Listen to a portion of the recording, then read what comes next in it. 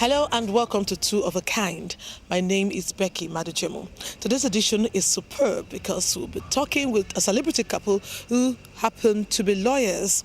The husband is a legal icon, very popular in Nigeria. I'm right now at their garden and we're meeting them very soon. Keep guessing, but you know who it is. Stay with us.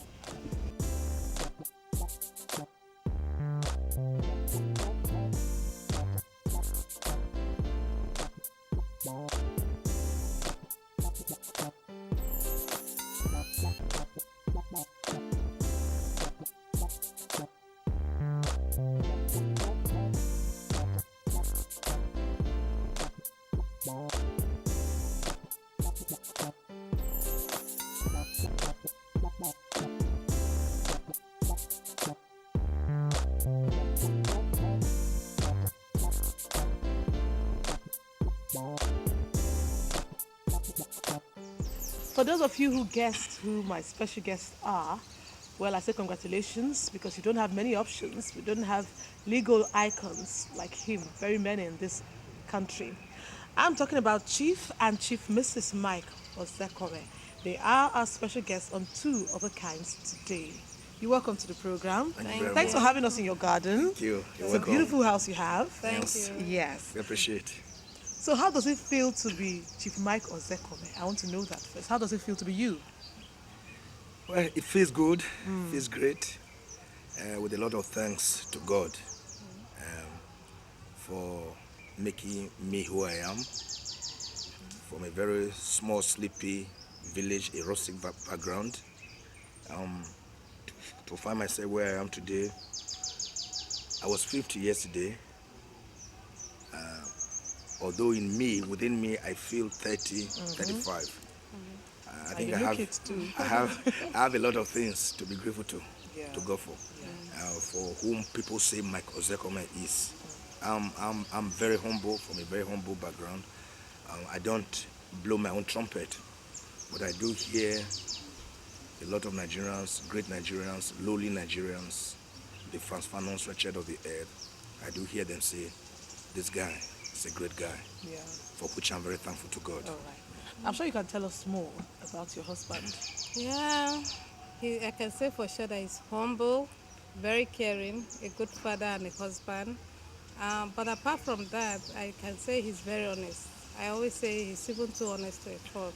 And generally, I'll say he's a very good person. So you say you're a lucky woman. Oh, more than lucky. Oh yes, I'm I can see that. I'm I can very see that. lucky. So I must confess you're a very lucky woman. A lot of people expect this kind of luck, but when they get half of it, they are grateful. Yes. So how did you meet each other?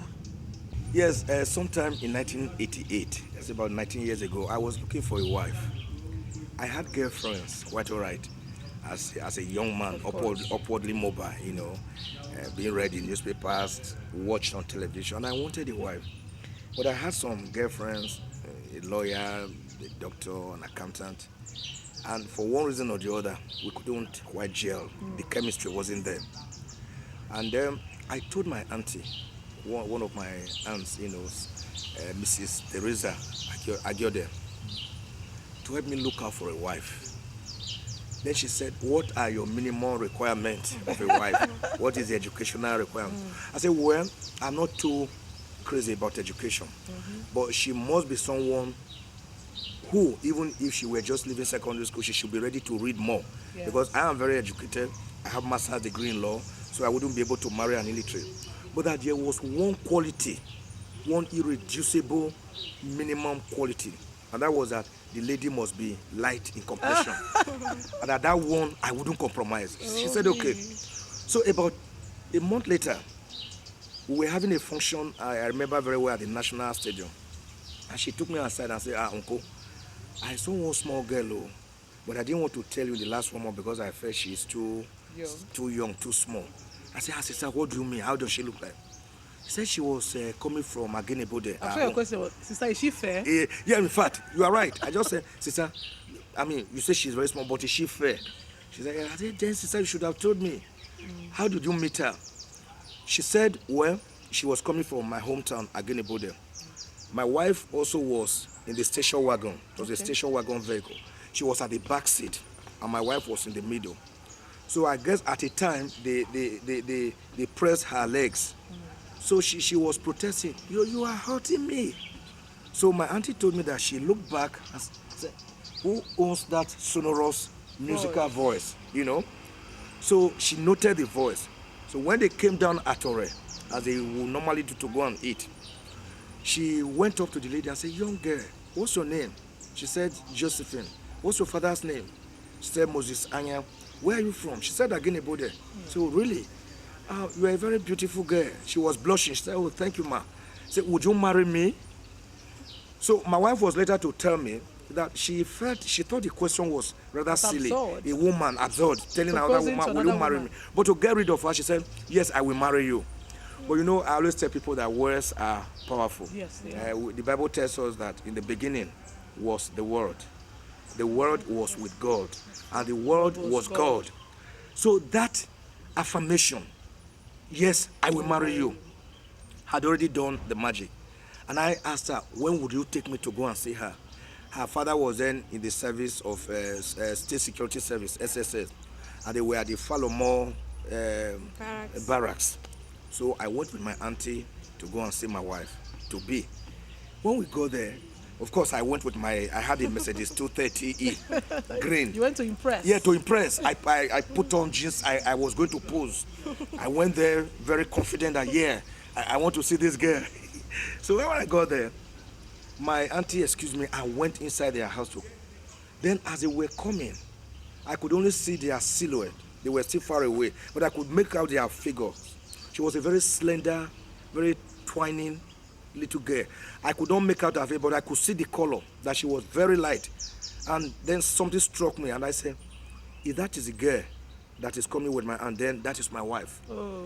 If that is girl, then that is my wife. I was just repeating it as they were coming. If that is a girl, then she's my wife. Then as they got closer and closer, I was now changing that to this. If this is a girl, then this is my wife. So when they got to me, she genuflected and greeted me.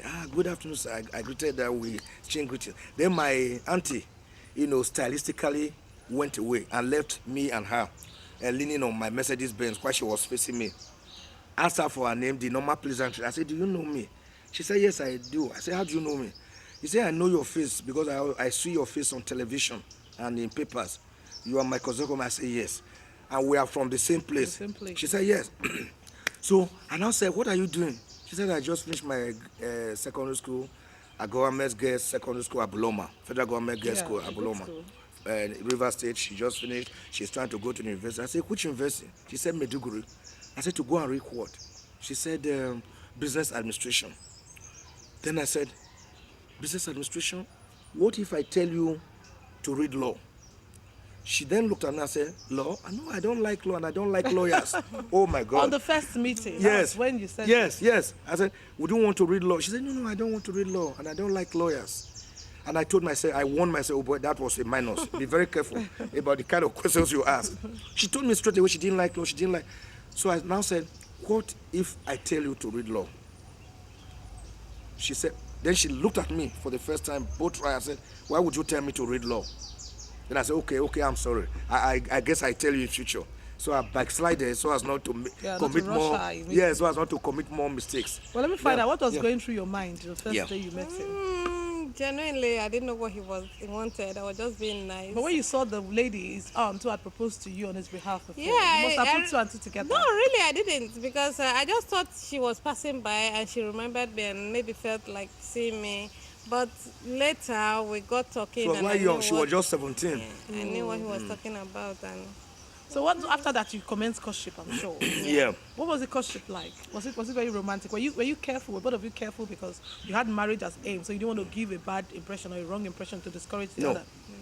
No, rather, I think he was very honest right from the. In short, that was what attracted me to him. Yeah. Because most men you see, they want to give you a wrong impression of themselves. Oh, I don't have any other girlfriend. I'm your one and only. Yeah. But it came all right out. When the first visit I went to her house. Yes. Yeah, alone. He told me. He said, I have other girlfriends, but I'm thinking in terms of marriage with you. I'm not here for just girlfriend. I'm just curious. Did you ever run into any of the girlfriends in the course of a lot.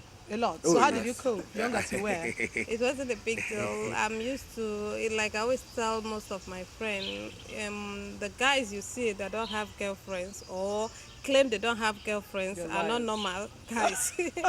Yeah, I grew up with a lot of cousins and a lot of brothers, and most of them I knew what they were doing. They have 3, 4, 5 girlfriends, and they tell this one, "Oh, you are the only one, and she's leaving. Somebody else is coming."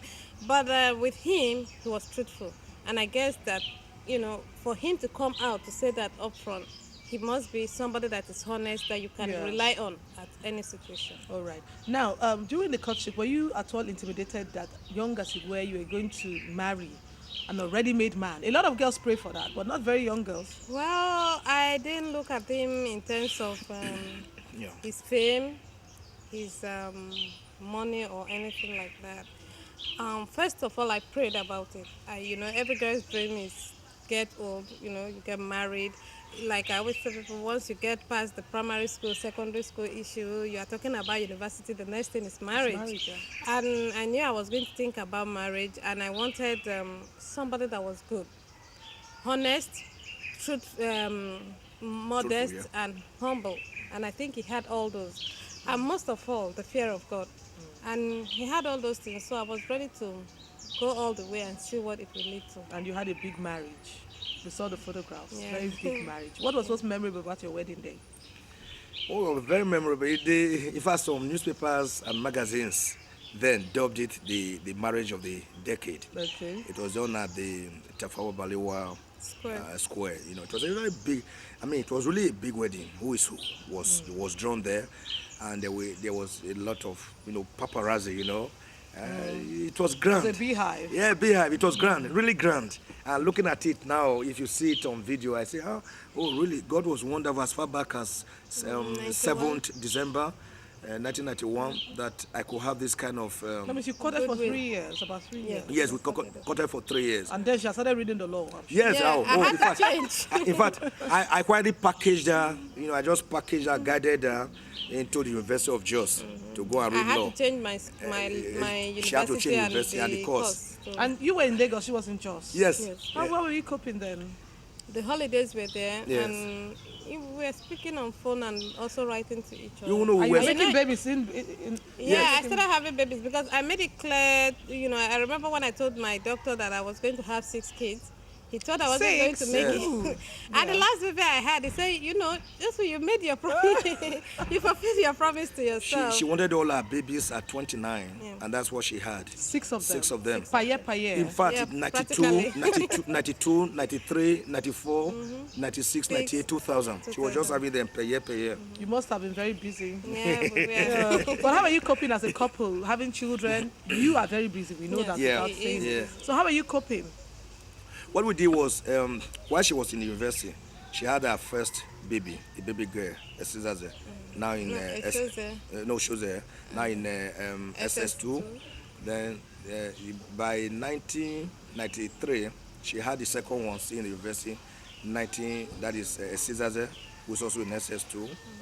And then by 1994, on the day she finished her bar examinations at the Nigerian Law School, Lagos, The next day. on 17th of December to 1994, she had Oshoma, who is now in GSS3. And then after she became a lawyer, we rested a little. Took a break. A Deliberate break? Yeah, or deliberate break, God- just 1.5 years. And then she had the 4th one, and then another 1.5 years, the 5th, and another one. Are you supportive? Yeah, of course, Someone of like, course. no, we don't have, we want to live for. No. And I'm a total family man. I know. was with her. Throughout. I'm in the labor ward. You were allowed in? Yeah. Oh yes. How did you cope? I just Some had men to. can't take it. I just had to bear the pains with her, and that was where I also elongated my high views of women. They bear so much pain, Yes. and you need to be there to witness it with them. You will get to respect womanhood, and seeing the searing pains that was agonizing, that was piercing through my brain. Wow. I could feel it. Did you at any point weep in any of the births? Yes, one of them I broke down. The first one. I broke down. imagine. The second one I said I broke down. I started crying like a baby. Oh. But I've always loved children. So any minute I had, I was always making sure I have that. If they were here now, They would have been all over you. Oh yes, you will see them riding me as Sometimes a I think horse. they are closer to him than me. We play football on the field here. We do a lot of hide and seek game. We play together. It's a very united family. And What are your fondest memories of being together as a family, a big family? What are your fondest memories when you remember? You're like, There are many, but mostly when we are together, alone at home, not necessarily when we go out. I tell people most of the time that my best time is when I'm with my family, my 6 kids, my husband. Even if you just sit down and talk about life, even when you just sit down and discuss, you are fulfilled. You know, and you listen to have the all children, you starting their own listen- yeah. theories. Some of them Having- crazy theories, yeah. you know. I think it's the best moment in one's life. Yeah. When you're close. And then at times we extend it. We travel abroad. We try to be it's like together. 6 of them. Yes, Yeah. we just came back. Wow. We were away for one said one it is- one month and 3 weeks. Yeah. All of you. Yeah. Yes. Some people have we were in few kids Dubai, because they think we were they in can't travel Dubai with a and whole lot London. of them. Well, we try. We have to try. Do you know why? Some people must be very careful not to show discrimination amongst the Yes, kids. For example, if you travel, I'll say we have 6. You want to travel with 3.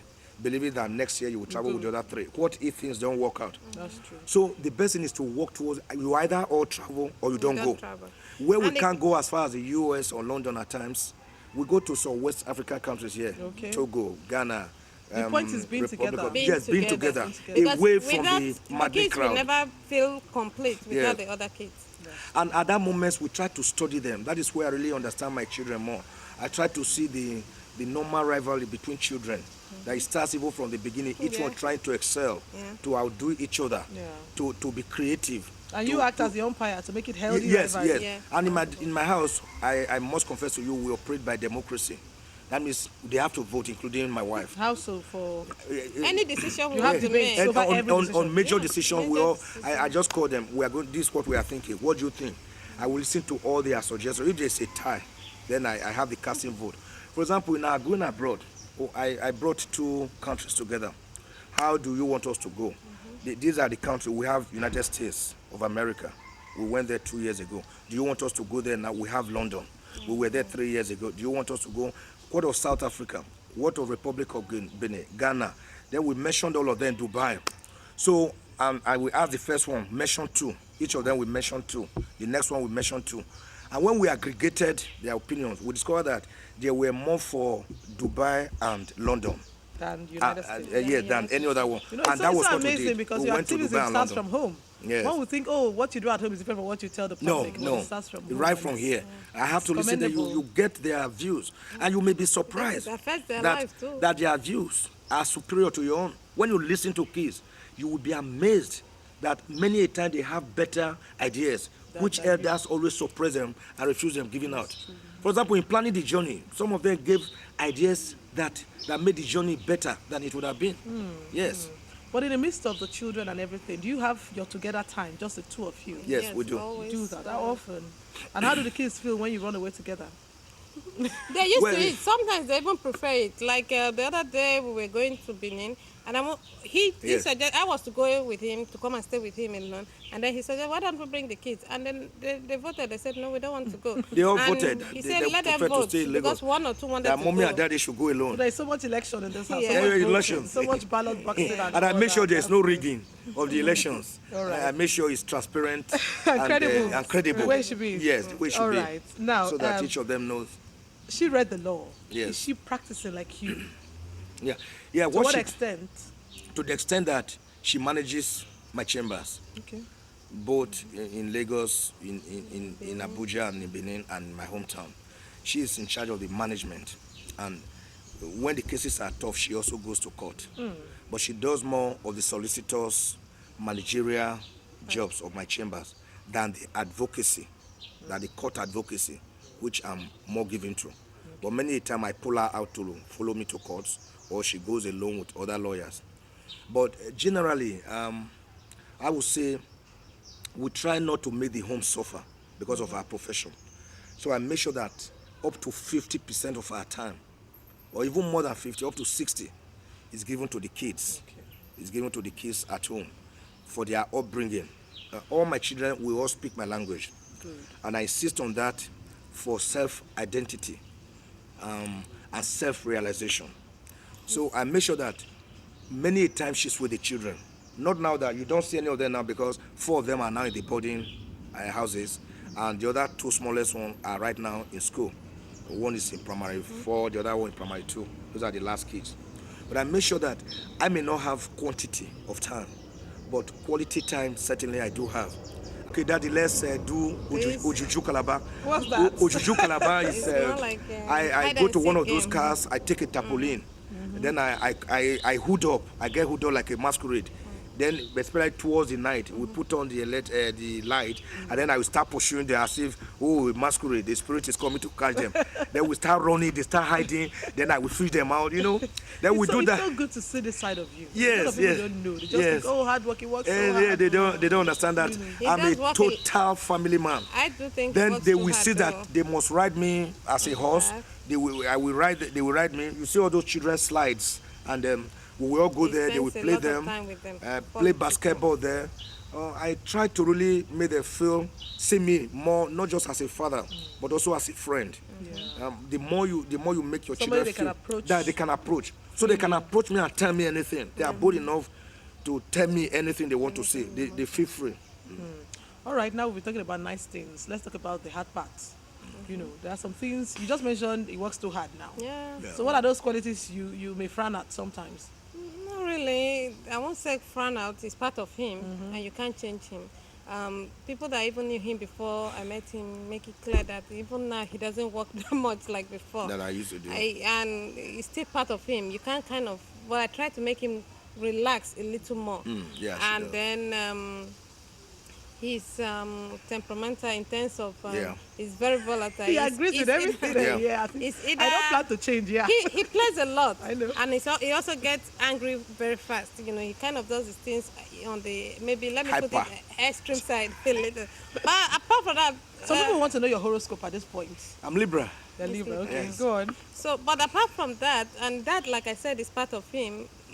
Most of the time, he gives you a lot of leeway, and you know, there's no how people will make you angry. Yeah. So it's part of him. So that when he's angry, you understand the cause. You see where I'm coming from. And the anger will not be sudden. It would have been built up. I would have been telling you, I don't like this, don't do this, don't do this, don't. And when the person continues, because I teach, she is not that organized. And I plan ahead. Yes. I don't plan ahead. Yes. I do it immediately. I plan by the ahead. minute. So By the minute, yes, I dot the I's and I cross the T's. She's not. I narrate one incident to you, which I was narrated to the press, and a lot of people called me laughing. But it did happen. It's a part of our history. And that was, there's one, she can share anything I ever have. But there's one thing she shouldn't share with me. Even up to as I'm sitting down here, slippers, bathroom slippers. And you know why? Bathroom slippers, when I take my bath and I use my sponge on me, I also use the same sponge to wash them. I like seeing them clean and glittery. A little pebble of sand, if I feel a little pebble, a little sand, I get irritated. So I would never allow somebody to touch my slipper. I want to put my legs and I feel they are clean and I see they are clean. So I remember I continued to warn her, leave my slippers alone. She won't leave my slippers alone. Then I say, okay, see, that's how you have your own slippers. Just leave my own. She won't leave them. One day, I just returned from work. I wanted to take my bath. Then I saw my slippers having some stains. She had taken them. She had even gone to the kitchen downstairs with him. Oh, I blew my top. I said, now I'll be telling you to leave my slipper. You won't leave it. I know what I do tomorrow. So the following day, on my way to work, I stopped over, I think at Alabasuro, and I bought a dozen of slippers, different colors, different mix. So I came home the next day. I said, now you have 12 slippers. Just leave this one. Just leave only one for me. so I think generally we are 99.9% agreeable because she can read me, I can read her. We have been here. We can talk. We can do body language and talk, and people will not know. We do understand each other so much that she's never cheated me, for example. She doesn't believe in that. She doesn't even believe in having her own bank account. She had more time. I could stay with you people forever and get inspired. Now we've come to the last part. You know, we always save the best for last. And that is where you get to express your love to each other and pretend we are not here to hear you. Maybe you should start as a woman. Yeah. Sweetheart, I want to tell you that I love you. And if for any reason there's something called reincarnation and I come back to this world, I want you as my husband and lover again. Thanks. What have you got to say to Yeah, that? with my red lips now, redder than the No, you look normally good. are. Yeah. Studio makeup. I just want to tell you, I call her Jos. That's Call her my what? pet Jos. Just That's my short pet name for her. Josephine. Josephine. Josephine is her name, but I call her Jos. That's my pet name for her. I just want to tell you, Jos, like I've expressed again and again to the world, on television, in newspapers, whilst we are together, you are the best thing that ever happened to my life. Thank you. I believe that God, knowing my shortcomings, my foibles, my weaknesses as a human being, decided to wash his hands extra, very clean, to just create you for me specially. That is why I will continue to always call you my friend. You are my girlfriend. You are my sister. You are my confidant. You are my lover. You are my wife. And above all, you are my mother. And that is why there's nothing I can hide from you. And that is why I can discuss anything under the sun with you. Anything under the sun. What I can't discuss with my wife, then must be something that is not important or never happened. I love you, and I want to tell you I still love you. Oh my God. Yeah, thank you. We have been totally inspired. Thank Yeah. you so much for this moment, Thank for you very letting us much. into your world, your home, your beautiful garden, into your life. You have served as an inspiration to many. So those at home who have, shaky marriages, we know the way it should be. Thank you so much for having us. Thank We'll you see you some very, other very time. Thank you very much. We appreciate. Yeah. And that's our show today. I hope you enjoyed it. I did. I'll certainly see you again next time.